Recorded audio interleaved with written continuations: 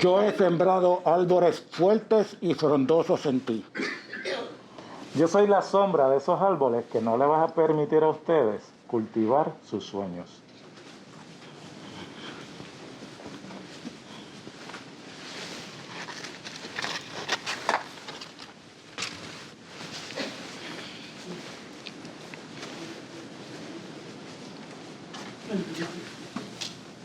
Hola, buenas noches. Un placer tenerlos aquí. Este que ustedes ven aquí, ese es mi hermano Rolando Urdaneta, el que escribió El poder del metabrutismo. Y este que se encuentra aquí es mi hermano Javier Urdaneta, autor del libro Desenmascarando mitos. Muy bien, pues es un placer tenerlos aquí esta noche. Va a ser un encuentro familiar porque como ven aquí pues todos somos familia de corazón y de sangre. Así que vamos a estar como en familia, que es lo que nos gusta a nosotros, y vamos a pasar un ratito bonito. Vamos a empezar entonces. Rolando, háblanos un poquito de tu libro. Yo, como soy el más nervioso, entonces yo tuve que hacer un torre de notas para poder llevarles el mensaje, que se sienta un poquito más allá. Pero son solamente bullets, yo lo que hice fueron mis demás. Entonces, yo tengo que empezar con buenas noches, ¿verdad? Muchas gracias a todos por estar aquí. Es para nosotros un placer que se encuentren con nosotros en el día de hoy. Como saben, mi nombre es Rolando Urdaneta Colón y como ustedes, yo soy parte de una historia, de una lucha y un propósito. Nací en San Juan de Puerto Rico. Mi vida ha transcurrido desde el servicio militar hasta los silencios de la reflexión. La razón por la cual escribí mi libro es porque la realidad no siempre se entiende con los ojos, sino con el alma. Es un libro que no busca entender, sino despertar. Una invitación a lo evidente y descubrir lo invisible. Vamos al libro. El libro se llama El poder del metabrutismo. Entonces, ¿por qué metabrutismo? Metabrutismo no tiene una definición puntual. Es una palabra creada. Pero entonces traté de darle algo simbólico. Meta, como algunos piensan que es algo alcanzable, pues yo lo veo desde el punto de vista de que trasciende lo visible. Y brutismo, que no tiene nada que ver con que alguien sea inteligente, sino con la brutalidad de lo que vivimos cada día. Esa cosa bruta, que nosotros no queremos llamarlo de esa forma porque decimos, ay, tenemos un montón de problemas, vivimos en un caos. Cuando vemos situaciones en otros o las vemos en nosotros. Para mí ese es el brutismo. Y por eso es que le puse el poder del metabrutismo. El metabrutismo no es político, no es económico ni ideológico, pero es una atmósfera. Vive y está alrededor de todos nosotros. No nos damos cuenta, sin embargo, en muchas ocasiones, el metabrutismo es el que nos dice qué hacer solamente porque alguien más en la historia dijo que eso es lo que tienes que hacer. Y lo seguimos y construimos un montón de cosas alrededor de nuestra vida, olvidando que hay otras realidades detrás de eso. El metabrutismo es una mirada profunda a la verdad detrás de los disfraces sociales. Porque lo brutal no siempre destruye, revela. ¿Cómo se desarrolla este libro? ¿Cómo está compuesto? El libro está compuesto de 7 cuentos.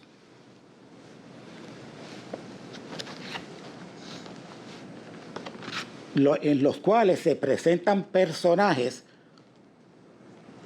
en un lugar o en lugares que todos nosotros conocemos, no importa el lugar donde vivamos, porque es parte de lo que es la costumbre social. Así que todos los personajes aquí y todos los cuentos están desarrollados en situaciones que conocemos, pero evitamos. Desde su primer cuento, en el principio, que reflexiona sobre el origen del control humano. Así comienza el libro. Ese es el primer cuento. Se llama así, en el principio. Hasta su último libro, que se llama Los como tú de la tecnología. Una reflexión de donde el hombre se enfrenta a su propio reflejo o a su espejo. E imaginen al ser humano reflejarse, detenerse frente a un espejo y reflejarse y darse cuenta que ya no es humano, que nos hemos convertido en máquinas. Posiblemente no lo sepamos. Es más, creemos que estamos aquí y que somos seres humanos de sangre y hueso.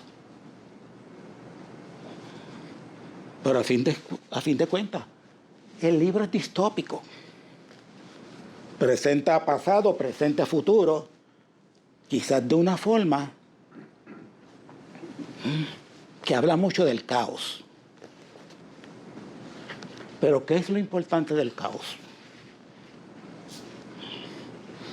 Que en el caos todo es más de lo que parece. Este libro no ofrece respuestas. No lo lean buscando la respuesta a lo que ahora mismo yo estoy hablando. Porque este libro está hecho para cuestionar. Está hecho para que empecemos a ¿por qué? ¿Por qué hacemos esto? ¿Por qué seguimos haciendo esto? U otra cosa. Pero como esto no es para aburrirlos a ustedes, voy cerrando, porque mi hermano me dijo que eran como que 7 minutos. Debe ser 8 ya, ¿verdad? 12. 12 eran. Diga, Anthony, tú sabes. Pero nada. Les voy a leer algo rapidito aquí del libro.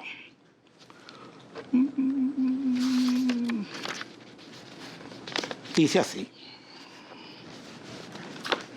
Era un muchacho noble y justo, que entendía, con gran gallardía, que la bolsa pequeña de papitas fritas debía tener al menos 14 papitas.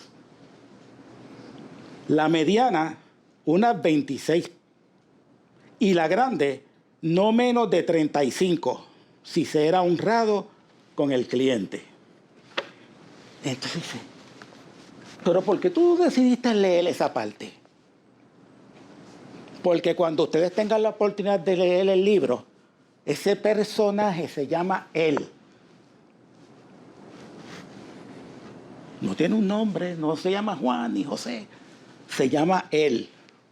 Y él, cuando ustedes puedan leer, es un muchacho que ha pasado por muchas situaciones muy difíciles en la vida. Y cuando se encuentra trabajando, él demuestra que todo el pasado, todo lo que le ocurrió, no lo afectó. Se convirtió en un hombre honrado y ético.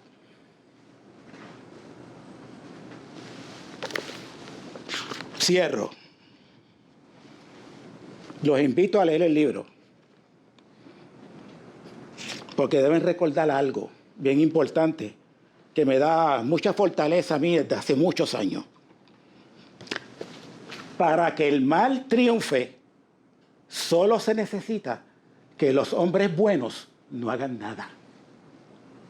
De Edmund Burke. Gracias.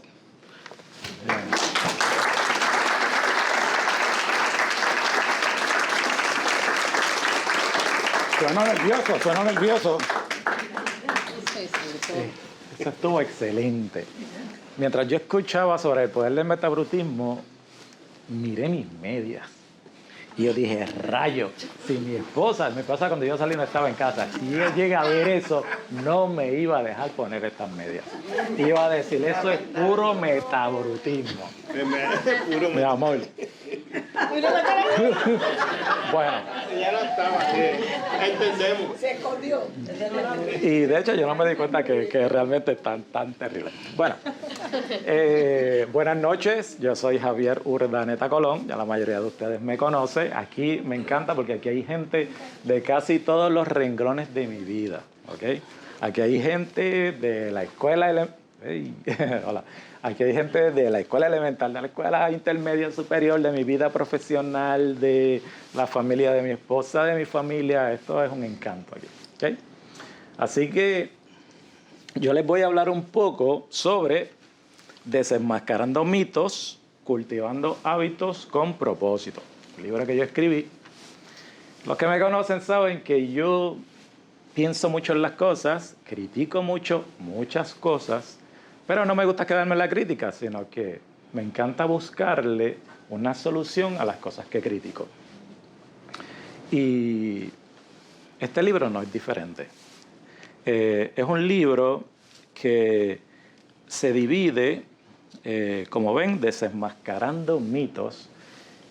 Es una parte del libro, la primera parte, y con eso lo que yo quiero es hacerle llegar al lector la importancia de reconocer que en nuestra sociedad hay muchos mitos, muchas mentiras que imposibilitan o estorban el progreso de la gente. Especialmente si venimos desde abajo como yo. Cuando uno crece, va aprendiendo muchas mentiras, muchos mitos que le obstaculizan el progreso, la movilidad social. ¿Okay? Así que en ese libro hay 10 mitos, de entre los muchos que pueden haber en la vida, que fueron fundamentales para mí, tuve que descubrir y tuve que enfrentar para poder adelantar en la vida. La segunda parte de ese libro trata de hábitos con propósito. Entonces, ya esa parte es cómo cultivamos hábitos que tengan la capacidad de llevarnos a donde nosotros queremos, a nuestros propósitos, a lograr nuestras metas en la vida. Yo veo la vida generalmente como un jardín. Aquí hay algunos mentorizados míos que saben que yo siempre estoy hablando del jardín y el jardín.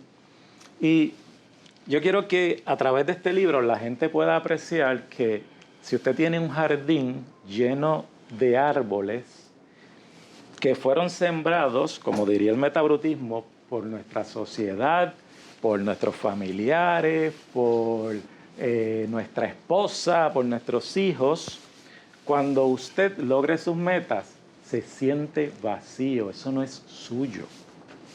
Entonces, este libro habla de la necesidad de en algún momento de la vida darse cuenta que usted tiene que buscar sus propios propósitos en la vida. Pero para hallar esos propósitos en la vida, ya ustedes vieron al principio las sombras. Si ya todos esos árboles están sembrados ahí, crean sombra. Y si usted bajo esa sombra quiere sembrar sus propios propósitos, con toda probabilidad no pueda cultivarlos. ¿Okay?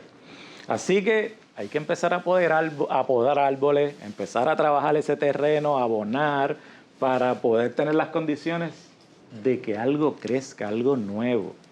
Así que la segunda parte del libro, una vez ya se ha hecho ese trabajo inicial, es cómo podemos sembrar esas semillas que nos proporcionen nuestros objetivos, nuestras metas en la vida. Son las nuestras, no las de la sociedad ni las de otras personas. Lo que yo he visto en mi experiencia de vida es que lo que más satisface cuando uno alcanza es lo que llena a uno. Estamos acostumbrados en la sociedad a llegar a las metas que todo el mundo quiere que nosotros logremos. pero nos olvidamos de nosotros mismos. Y este es un libro de reflexión, es práctico porque hay muchas cosas que se pueden hacer para adelantar propósitos en la vida, pero realmente es un libro primero para mirar. La primera parte es observar qué no está funcionando en mi vida. Yo tengo un montón de árboles sembrados en mi patio y son de aguacate. A mí no me gusta el aguacate. A mí me gusta el aguacate, pero es un ejemplo. Déjame buscar otra fruta. ¿Qué fruta a mí no me gusta? La guayaba. Ajá. Pero yo tengo en mi patio un montón de árboles de guayaba. A mí lo que me gusta es la piña. ¿A ustedes se les ha ocurrido sembrar piña debajo de una guayaba? No hay manera. Algo va a tener que hacer con las guayabas para después poder sembrar las piñas. Así que esas son las dos partes de ese libro. El contenido del libro es mi historia. Es la historia de Javier a través de la vida. Ahí se narran muchas anécdotas y muchos sucesos. Son vivencias personales. También hay vivencias de mentores que yo he tenido en la vida y también hay vivencias de mentorizados, de personas a los que yo les he llevado un mensaje. Hoy, la mayoría de ustedes saben que yo soy abogado, o por lo menos mi ego lo es. Y algunos de ustedes saben que yo soy mentor de desarrollo personal y profesional para algunas personas. Muy pocos de ustedes saben que yo tengo una empresa, se llama Odyssey Enterprise. Y dentro de esa empresa yo tengo una parte muy hermosa que se llama Mentoría MTP. Y en Mentoría MTP es que yo me he dedicado a tratar de llevarle el mensaje a algunas personas de la importancia de alcanzar propósitos personales en la vida. ¿Sí? Entonces, ¿qué pasa? Vamos a ver esto un poquito en mi historia. Yo nací, igual que mi hermano, en San Juan, pero no fue tan San Juan porque San Juan se oye bonito. Nosotros nacimos en el barrio obrero. Yo quiero que ustedes sepan que cuando uno nace en el barrio obrero está marcado. Así que usted tiene que hacer muchas cosas en la vida para echar para adelante si usted nació en el barrio obrero. Si usted se cree todas las cosas que usted le enseñaron cuando usted vivía en el barrio obrero, yo le garantizo que usted no va a salir de ahí. Ese es el libro. Después del barrio obrero nos mudamos a Levittown. Cuando yo era muchacho, en la escuela intermedia, en la escuela elemental, yo era un estudiante aplicado, sacaba buenas notas, me portaba bien, a veces me ponían hasta a... lo que pasa es que aquí hay de todas las etapas de mi vida. Por eso hay algunos reparos. Pero cuando yo estaba en la escuela elemental, yo era una criatura. Ahí está mi madre. Una criatura que sacaba buenas notas y a veces yo podía incluso dar a otros, enseñarles de matemáticas. Me ponían los maestros a enseñarles a otros de matemáticas. Claro, me quitaban porque yo dejaba que la gente se copiara. Pero cuando yo llegué a la escuela intermedia, todo cambió. Demasiado. Realmente, en la escuela intermedia, a mí no me interesaba la escuela para nada. A mí lo que me gustaba era, ¿qué? Pelear. Entonces, era un momento totalmente diferente en mi vida. Y un día yo le dije a Dios, ya yo no quiero seguir haciendo esto.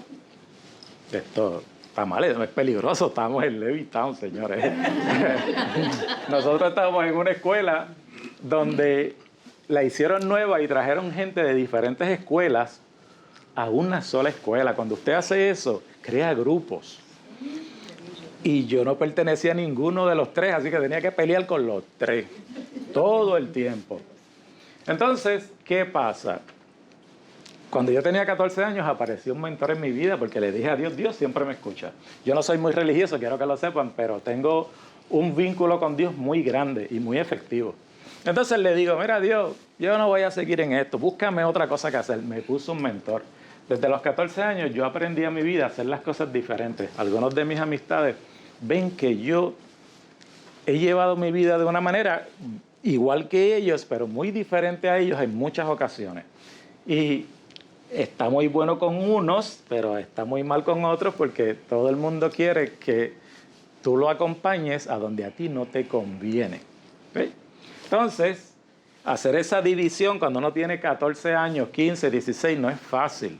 Determinar quiénes sí y quiénes no.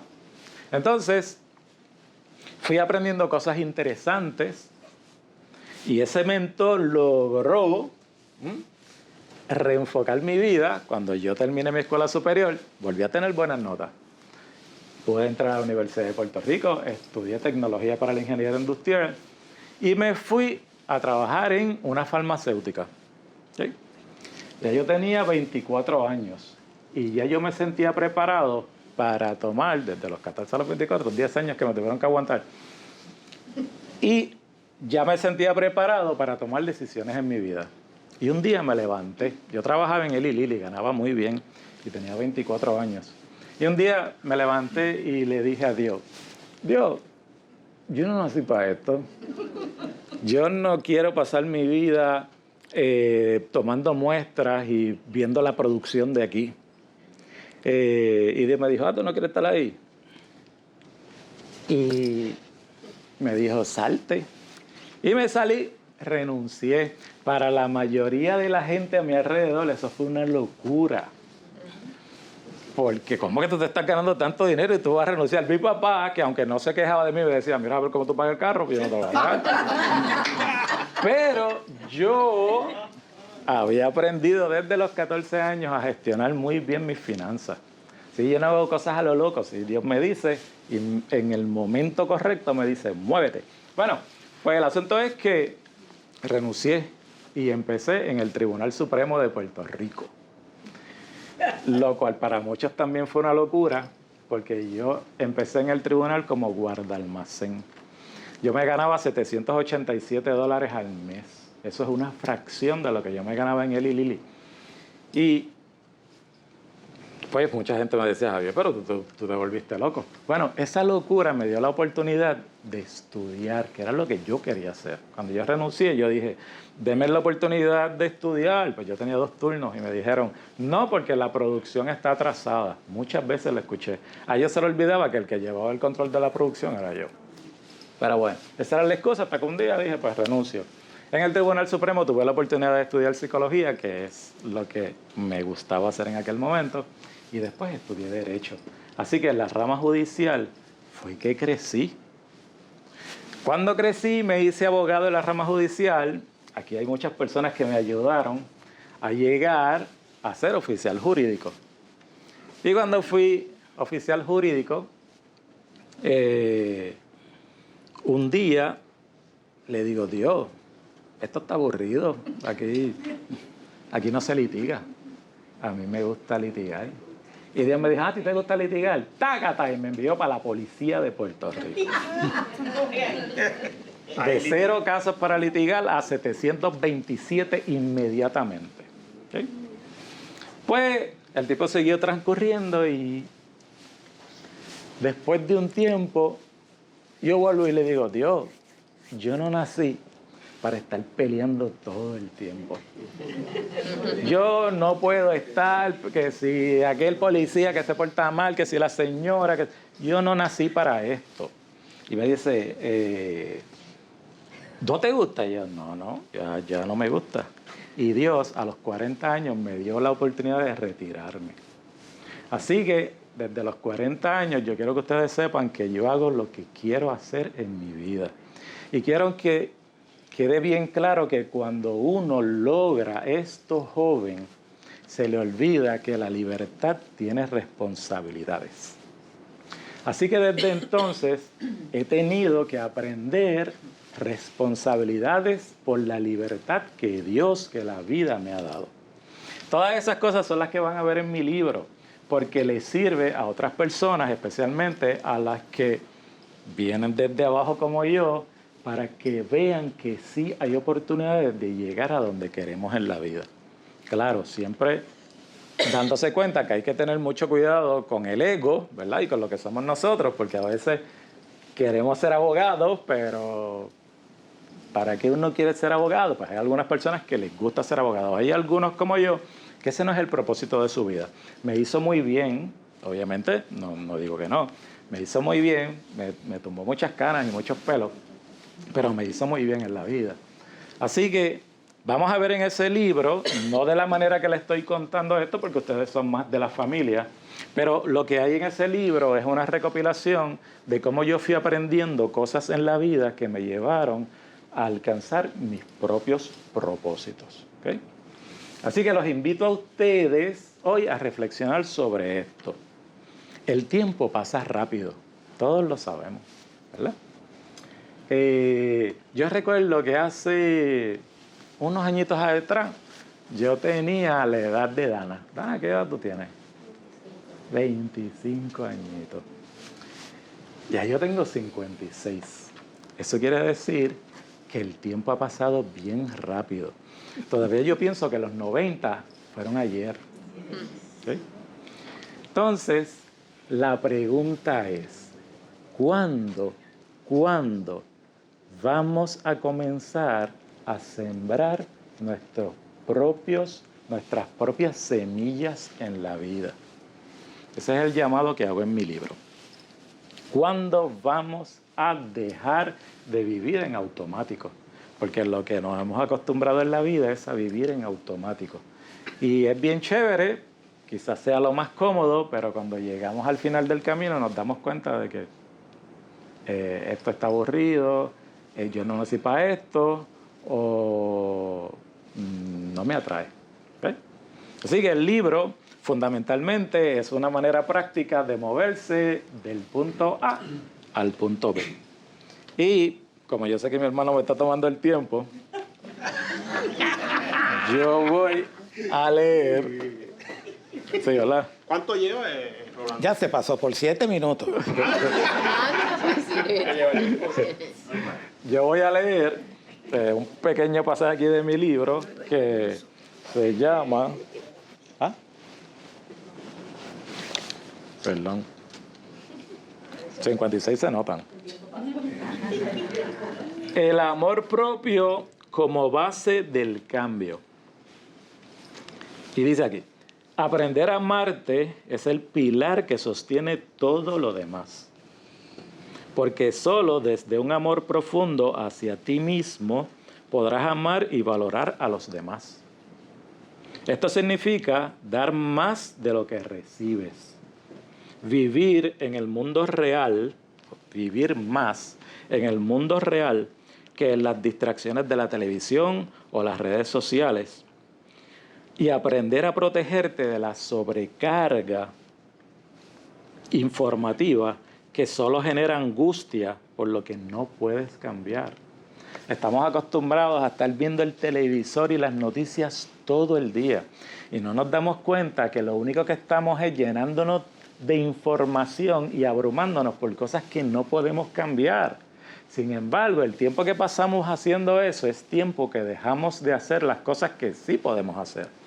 Así que esto termina diciendo, enfócate en lo que sí puedes transformar. Ahí es donde tu energía marcará la diferencia.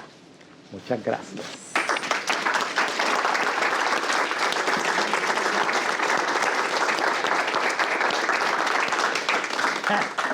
Ahora tenemos una sección divertida, que podría no serlo, pero esperemos que sí lo sea, de preguntas y respuestas o de comentarios que quieran hacer. Así que si alguien tiene alguna pregunta... O sea, yo sabía que algo así podía pasar. que tenemos que aclarar que preguntas para ti tienen 10 minutos y para mí 17. Ah, ok. Está bien, está bien. Pues vale. Nada, ¿quién se arriesga? Venga, Max. Cuando hablaste de las medias, Max, yo estaba hablando un rato del algo y tú estás en las medias. yo me identifico también con eso. Ajá. ¿Te dio alguna sensación esa oportunidad que tuviste, que no estaba tu esposa, y tú decidiste coger esas medias y te las pusiste? Esa decisión te produjo una satisfacción de libertad. Pues, Algo positivo. fíjate, realmente cuando me las puse me sentí liberado. Pero cuando me sentí ahí las vi bien, me preocupé.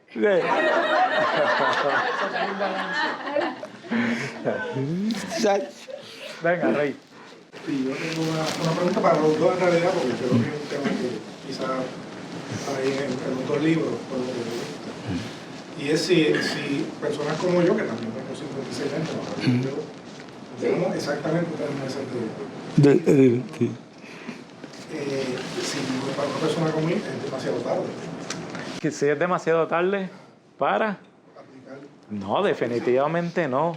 Mira, yo le he dado mentoría a una persona que tiene la edad de mi mamá. Mi mamá tiene 89 años. Bueno, y mi mamá la conoce también, porque estudió con ella en la Central, por allá. Muchacha, en la central. Entonces, no es tarde. Estamos hablando de una señora que cuando hacíamos actividades, ella demostraba una vitalidad, bueno, y la de mi mamá, que eso es una cosa envidiable. Y sí tenía muchos miedos, porque la edad también va aumentando los miedos con la edad, pero fue superándolos. Así que para alcanzar lo que queremos hacer, de hecho, a veces cuando tenemos más edad es mejor, porque tú te acuerdas cuando tú tenías todos los nenes en tu casa. Ahí es un poco difícil porque hay unas prioridades en la vida, ¿verdad? Y generalmente las prioridades cuando uno es padre y madre, al revés, padre y madre, pues son los hijos. A veces cuando los hijos ya no están en casa es que uno tiene la oportunidad de vivir la vida. Así que no es tarde. Y desde el punto de vista del metabrutismo, jamás. Todos vamos a tener la oportunidad de entender, ¿no?, reflexionar sobre el metabrutismo, porque es algo que, como explico en el libro, está en nosotros. Es solamente que tenemos que sentarnos a reflexionar y mirarlo. Pero lo vamos a encontrar. No importa la edad. Meki, mi hermano Miguel. Esos son mis hermanos. Así que yo puedo preguntar lo que quieran. Bueno, exacto. Eso lo Claro, sí. Lo temí también. Sí. Pero yo estoy aquí.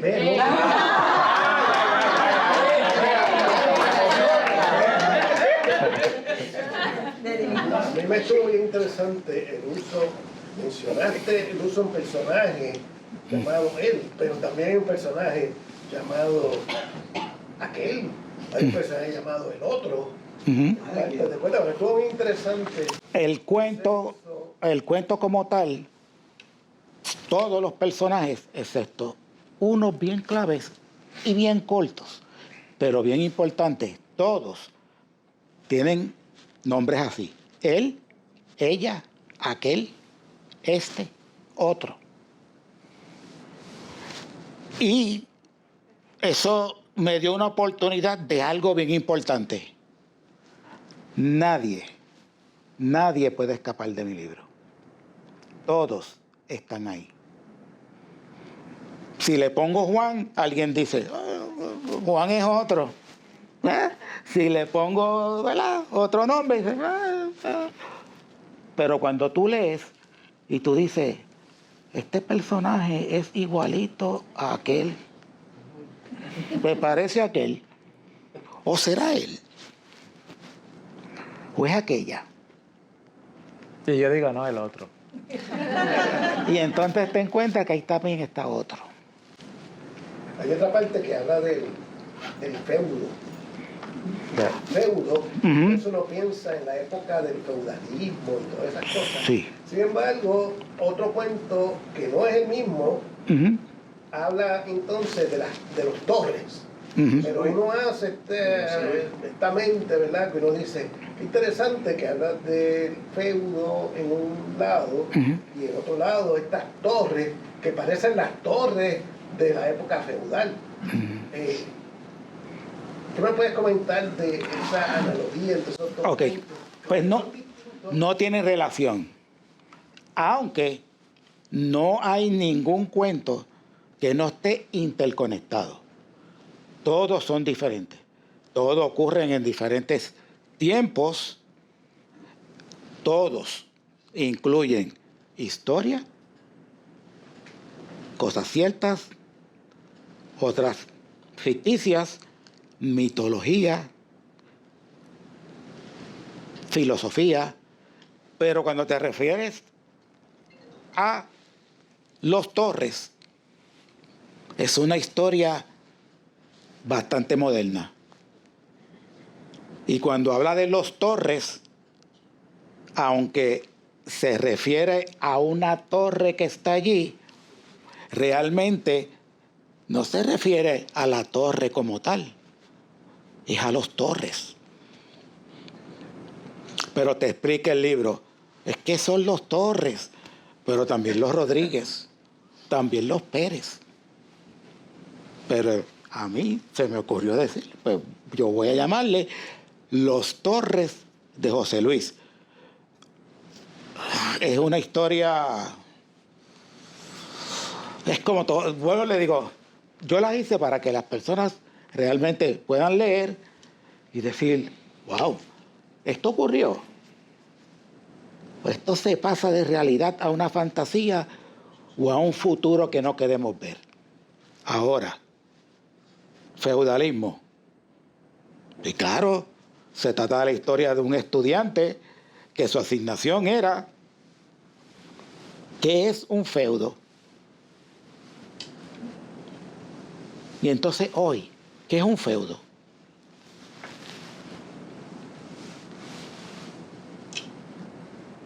Decimos, bueno, ¿cómo comparamos el feudo de esa época, la época feudal? Reyes, vasallos. ¿Cómo podemos trabajar eso al hoy? Y decirle a un estudiante, ¿cómo tú puedes describir hoy un feudo? Les voy a dar la contestación. Lean el libro. Yo me voy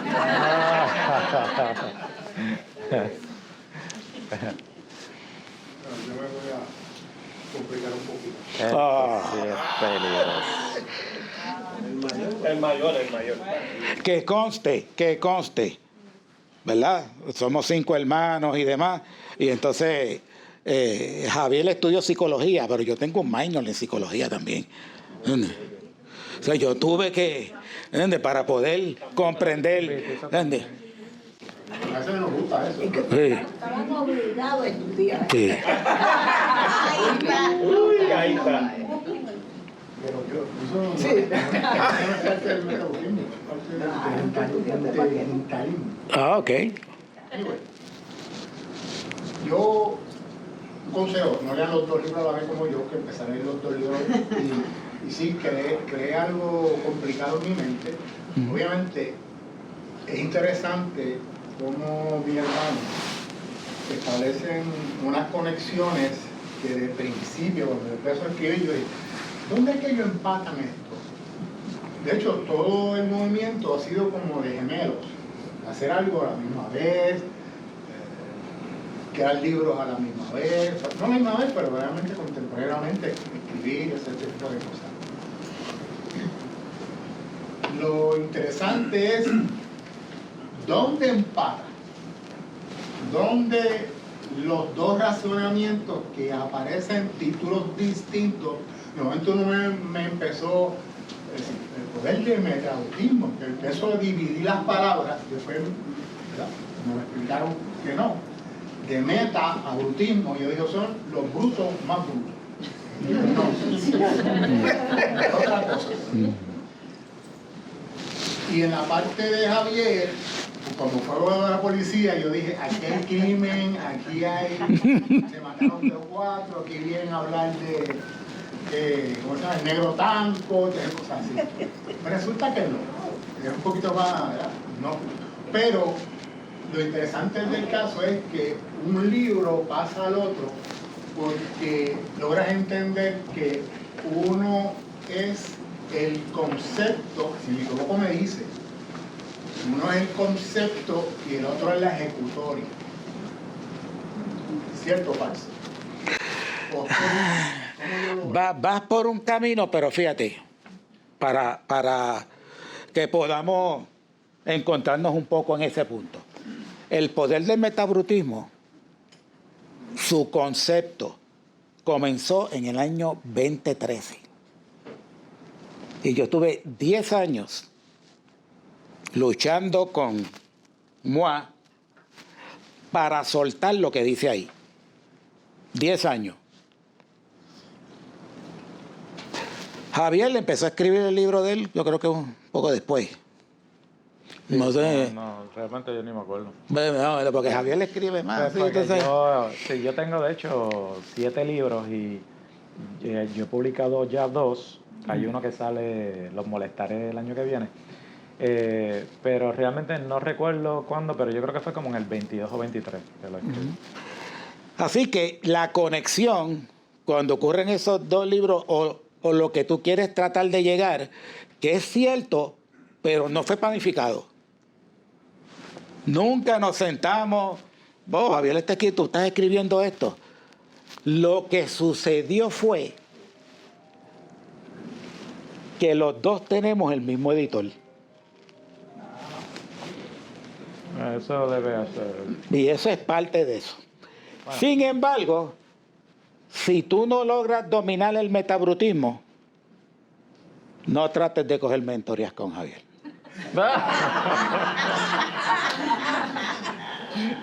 Bueno, así que eso puede ser, puede conectar ahí. La conexión que yo veo en los libros, primero, recuerden que esta es la familia Urdaneta. Y la familia Urdaneta ha tenido muchas vivencias de muchas cosas en la vida, así que todos somos agentes de cambio, todos. ¿Okay? Entonces, por más o menos, aunque yo tengo a Miki que es biólogo, pues es agente de cambio. Si ustedes ven los árboles que están ahí cuando comenzamos todo esto, el poder del metabrutismo está hablando de la sociedad. Esos árboles que ustedes ven cuando él no salió, salió la máscara, ¿verdad? Que es lo que nosotros estamos confrontando. Sale esa máscara y dice, yo sembré en ustedes árboles fuertes y frondosos. Está diciendo a la sociedad, los demás han sembrado en ustedes cosas que ustedes ni siquiera saben que han crecido en ustedes. ¿Okay? Así que donde empatan estos 2 libros es que el mío te lleva a mirar esas cosas que están sembradas y para ver cómo los resuelve.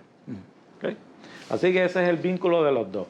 Por un lado está la sociedad y su brutalidad en términos de su crecimiento y su despliegue, y por el otro lado está lo que podemos hacer como individuos, como seres humanos, para adelantar aun cuando el mundo no vaya por donde yo quisiera que vaya.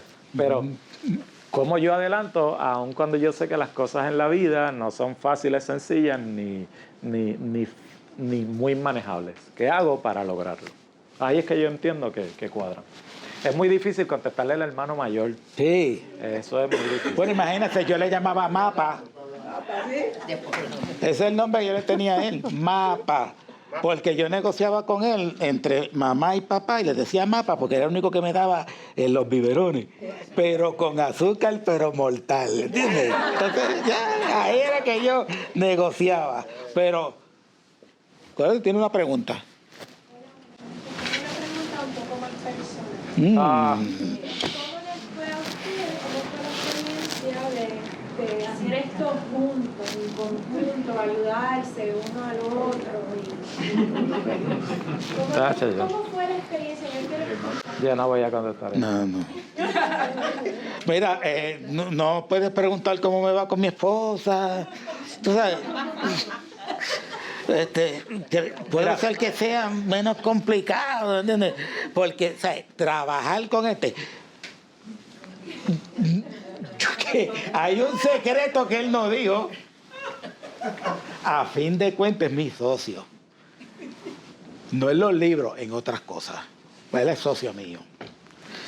Pero Eso es otra parte que está en la página 132 de mi libro.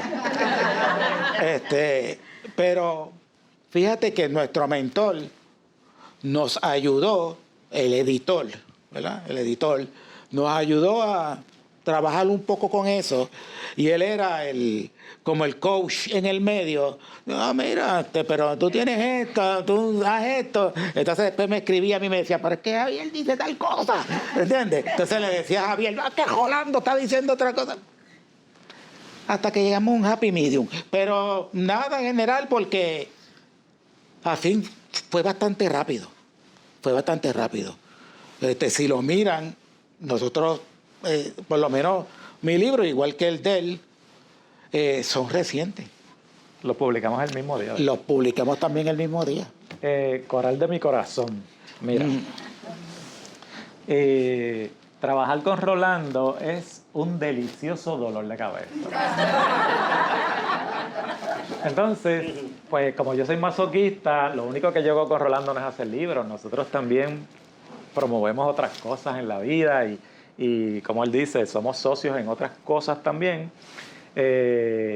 Tenemos nuestras diferencias, pero no solemos faltarnos de respeto. Nos llevamos súper bien, y cuando yo le digo algo a Rolando, pues como yo soy el menor, yo sé que él va a hacer lo que le da la gana. Así que yo no tengo ninguna expectativa.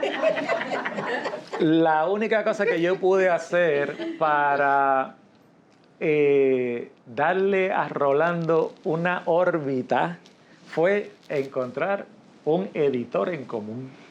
Yo le dije, encárgate de él. ¿Okay? Entonces mi editor se encargó de él, entonces él le hace cizaña y después se encarga de mí, y esa es la vida. Pero no lo disfrutamos. Antes nos reuníamos en casa para ver los libros y verificarlos, y la pasábamos bien. Después llega nuestro editor, y entonces el editor se encarga de hacer, pues realmente como intermediario. Porque aunque su libro es independiente al mío, esa semilla del cambio social está en los dos. ¿Okay?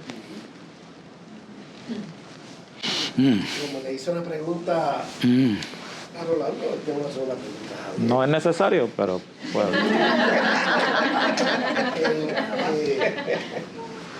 Me fue interesante que una parte comienza de la primera parte, hablar de los mitos, y entre los mitos que no me llamó la atención es el mencionar la noble mentira.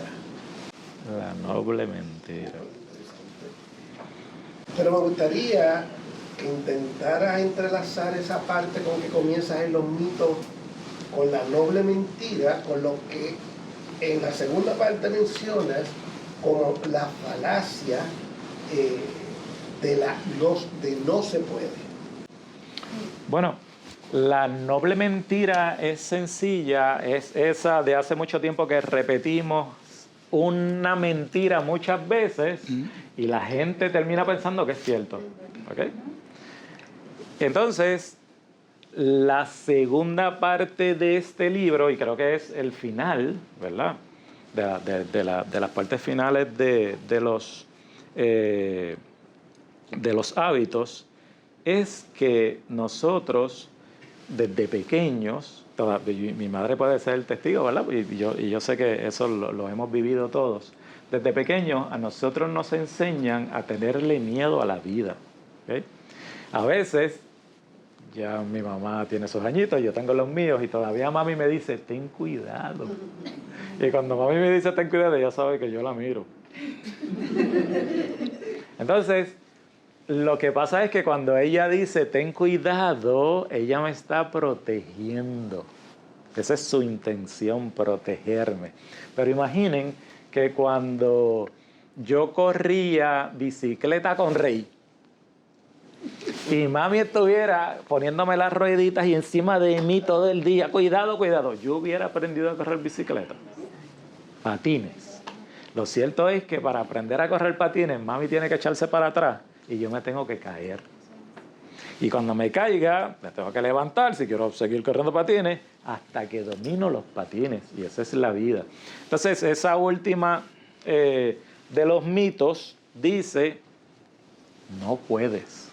Y en la vida nos han enseñado muchas veces que no puedes y no puedes y no puedes. Y lo que yo relato en este libro es que sí se puede y sí se puede, si queremos.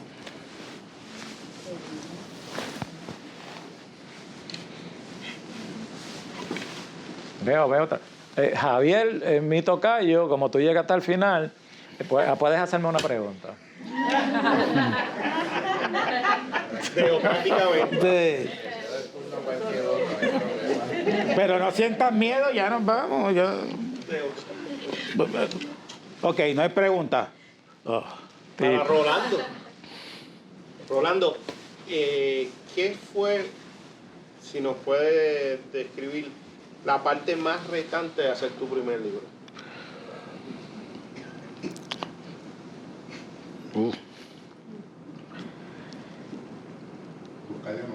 No, fíjate, a buscarle el nombre. No, fíjate, el libro,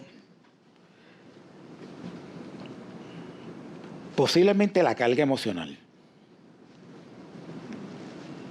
Yo escribía, y cuando tú estás ahí, estás escribiendo porque más allá de lo que es inspiración, algo te está molestándote y tú estás... Y al fin de cuentas tú escribes un manuscrito y después de que tú haces ese manuscrito y de momento tú lo lees y tú dices, wow, yo aquí lo único que me falta de criticar es a la gobernadora porque el libro es viejo, ¿entiendes? Yo lo había hecho antes, pero aquí se va todo el mundo. Y entonces uno empieza, wow, lo suelto. Lo arreglo. No, yo lo que hice los datos y vuelvo y le digo, sentí ansiedad, mucha ansiedad. Solté los datos, los hice y lo primero que escribí, con todos los detalles más básicos, lo que hice fue que se lo envié a mi maíz. Porque era una forma también de soltar el que, espérate, lo tiene quien más me protege, mi madre.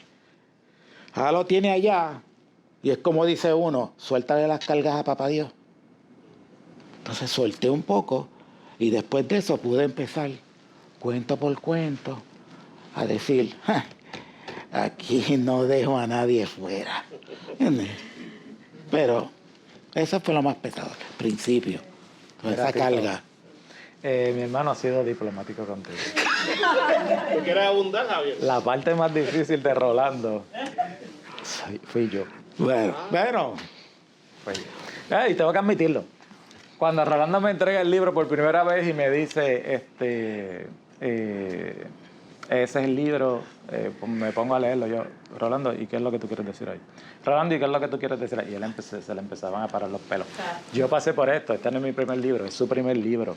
Y entonces, cuando uno escribe un libro por primera vez, uno piensa que lo que tú escribes de primera mano, ese va a ser tu libro. Y entonces yo le decía a Rolando, el manuscrito. ese no va a ser tu libro. Eso hay que pulirlo. Entonces, ¿y qué es lo que estás diciendo ahí? ¿Y qué es lo que tú quieres decir ahí? Entonces, cuando tú le dices a Rolando, yo no entiendo, se agita. ¿Tú no entiendes? Eso está claro. Eso está claro. Es un problema tuyo. Y entonces, eso para él fue difícil, y yo lo sé, porque yo pasé por ahí. Cuando yo escribí mi libro, que era un momento difícil, era La Policía de Puerto Rico, un libro que yo escribí sobre la Policía de Puerto Rico, eso sí es un tema terrible porque el país estaba pasando por una situación terrible en la policía. Y entonces, quien me ayudó con mi libro no era tan bueno como yo. Me decía, si yo, como está escrito ese libro, yo me lo llevaría para el baño. Así. Entonces, yo le decía, pero ¿cuál es la parte que no te gusta? Te puedo decir cuál me gustó.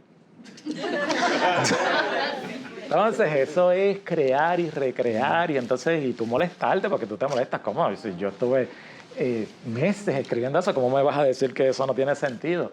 Y entonces así, y ese proceso yo lo viví con Rolando y es doloroso. Así que él no quiso meterme ahí, pero sí. Bueno, sí, aquí, pues vamos a culpable. decir que también esa parte, claro, vuelvo y le digo, mi libro, no lo digo por molestar a nadie aquí, sino que pasó por varias manos para poder tratar de suavizar ciertas cosas. Así que el libro tuvo toques en Venezuela, toques en México y toques en Argentina, que es donde está nuestro editor.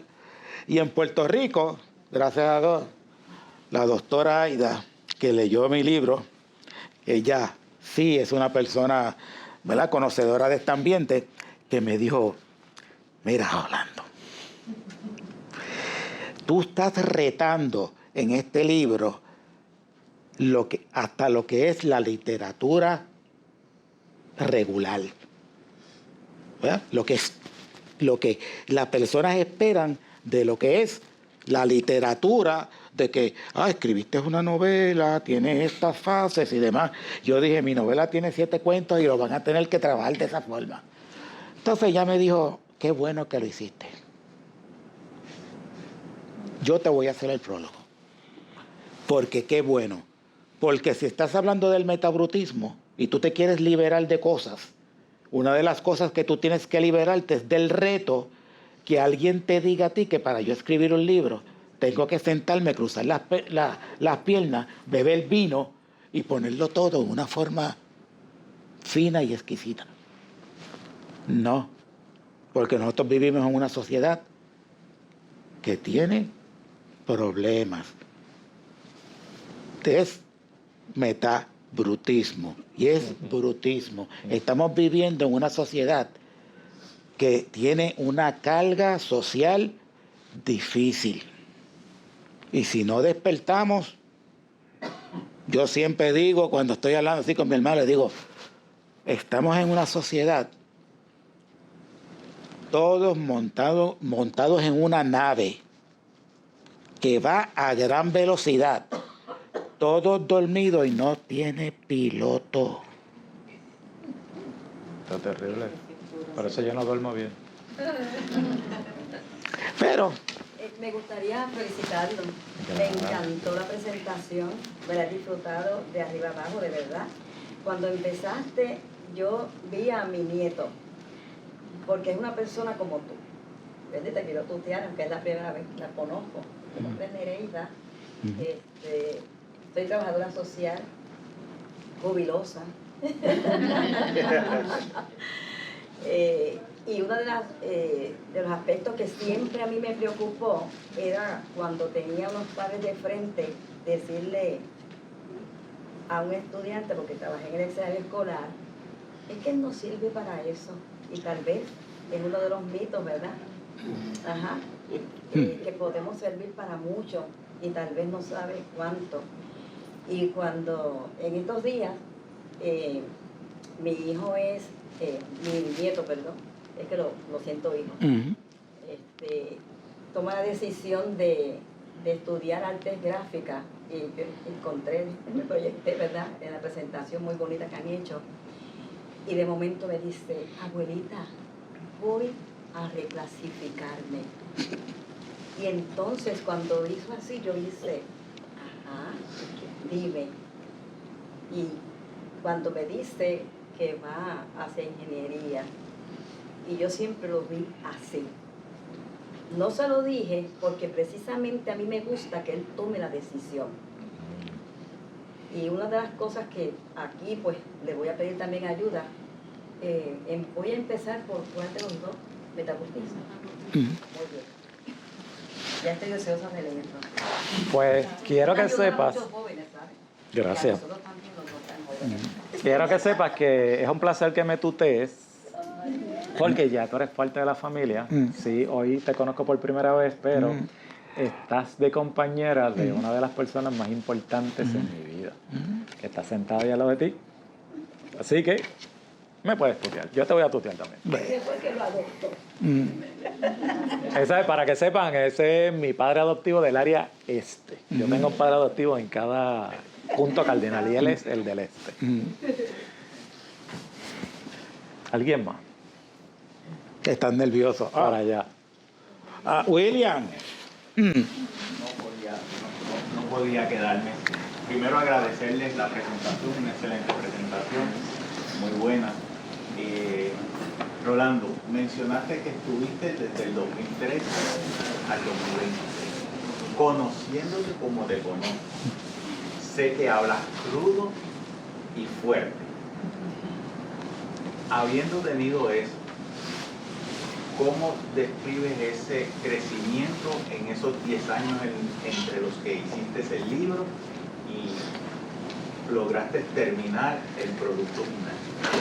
Ok, mira, te lo voy a contestar de la manera más simple posible, ya que me conoces tanto. Una vez tú conoces el metabrutismo, sabes cómo combatirlo. Así que cuando yo terminé de trabajar con el metabrutismo, me he sentido mucho más liberado, mucho más en paz. Porque, como le expliqué al principio, ¿verdad? Desde aquellos albores del ejército hasta los momentos que uno se queda en silencio. Airborne. Gracias, señor. Ahí estamos. Gracias por estar aquí. No hay enemigos pequeños, pero si tú no lo conoces, no puedes combatirlo. Así que 10 años que estuve en esa batalla, porque se los digo, fue una batalla. Hoy, tranquilo, no significa que no estoy en cierto grado preocupado por nuestra sociedad, pero tranquilo con lo que puedo hacer o con lo que hoy puedo ofrecer que no podía hacerlo ayer o antes de que terminara el libro.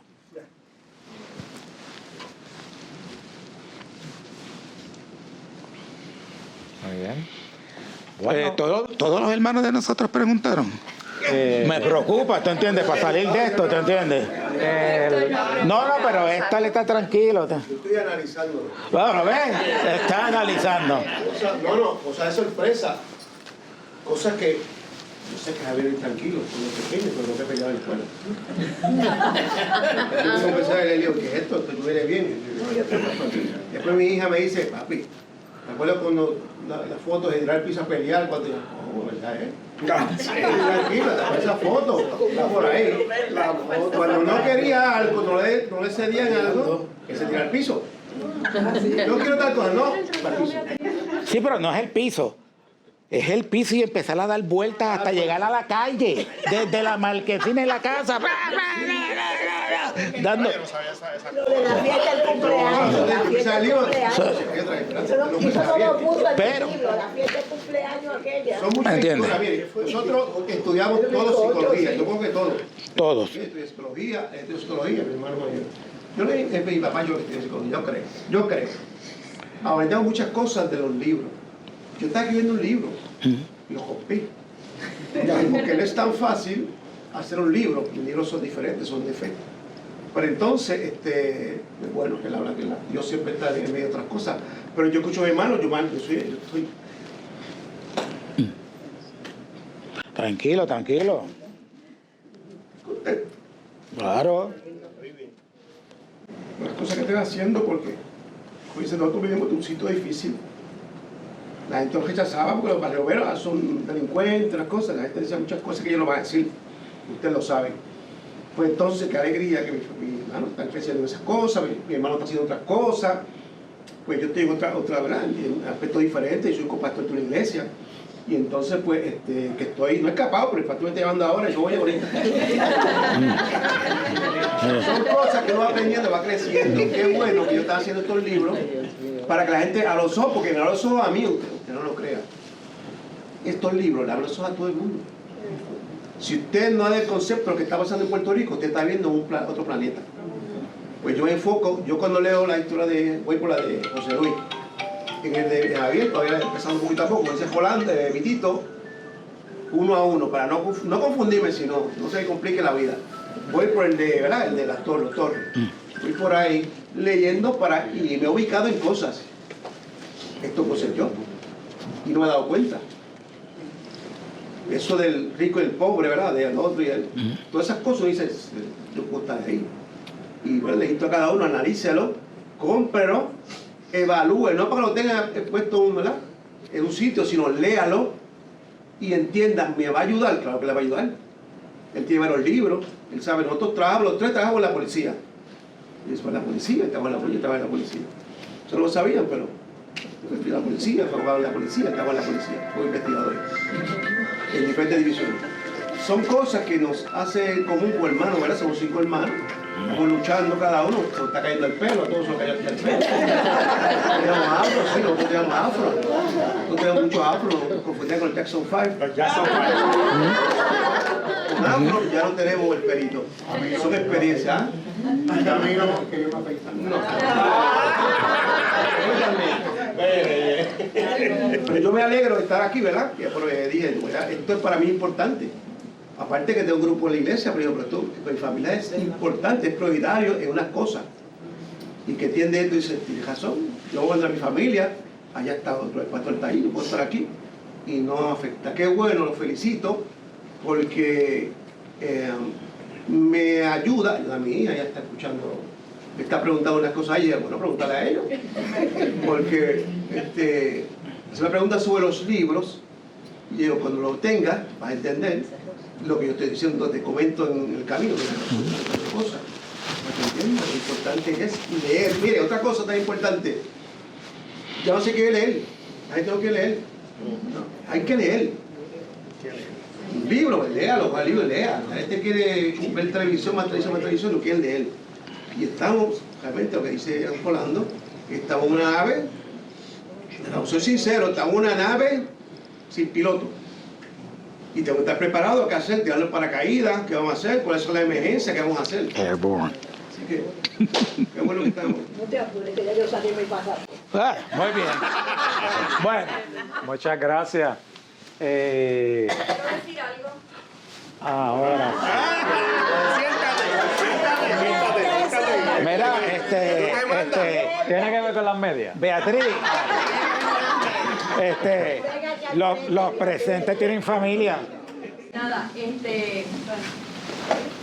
que todo le agradezco a cada uno de ustedes que pudo darse, ¿verdad?, la oportunidad de estar aquí esta noche. Como esposa de Javier y cuñada de Rolando, de las obras y el amor que ellos le dedicaron primero a hacer un libro con sentido. Un libro que no sea solamente para publicar, un libro que se va a hacer de mucha ayuda a todos. Y el tiempo, las horas y el sacrificio, ¿verdad?, para poderle dar forma, editarlo y tenerlo hoy publicado. Yo estuve aquí el lunes con Javier preparando esto. Él no lo sabe, pero había mucha emoción, porque es un gran logro para él. Así que tenía la expectativa hoy, decía, ¿quiénes van a llegar de todas las personas que viven? Y ver a cada uno de ustedes entrar por esa puerta no significa mucho para mí, sé que significa todo para él y para Rolando. Así que gracias por ser parte de este gran logro de ellos, de este gran sueño, de este gran momento. No se quiten la oportunidad de leer ambos libros, que van a ser, como dijo él, esto ya no queremos leer, ¿está bien? Y es lo importante de poder leer, darnos la oportunidad y ver la vida desde otra perspectiva. Así que, mi amor. Muchas gracias. Te doy las gracias. Bueno, pues creo que más o menos estamos, así que lógicamente yo tenía, ¿verdad? Tenía una sorpresa que era por si no llegaban 2 o 3 personas, pues yo tenía un club de motoras que están los muchachos allá afuera. Pero nada, dije que se fueran, para que tenemos quórum. Entonces, una última petición, por favor. Hagan alguna reseña. Las reseñas para los escritores son importantes. ¿ok? Lean el libro, tómense su tiempo, pero por favor, las reseñas siempre son buenas porque las reseñas hablan de percepción. Claro. ¿Ok?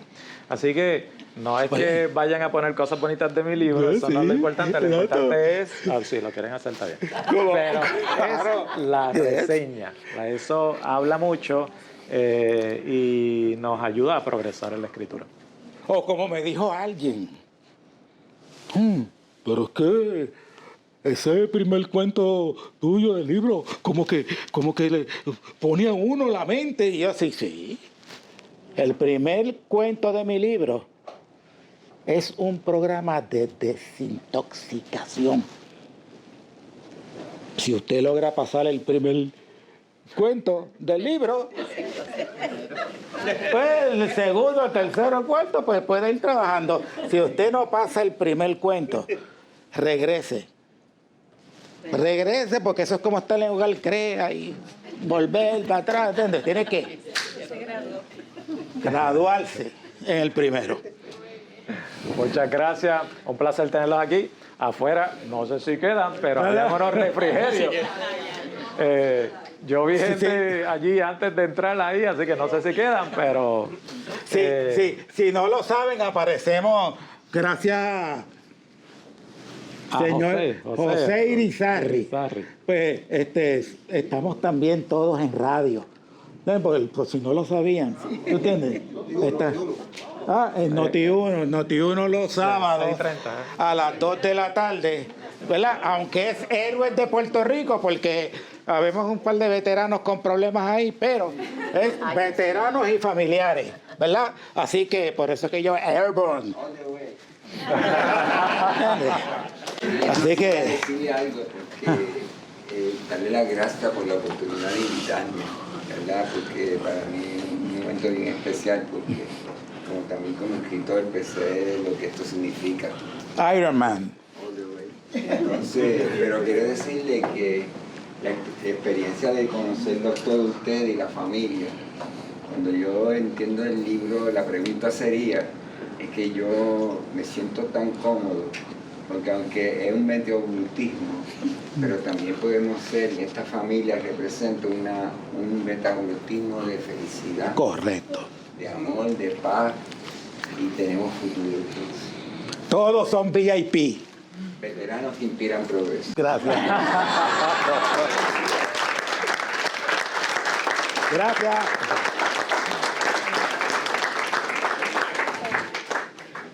Gracias. Bueno, váyanse.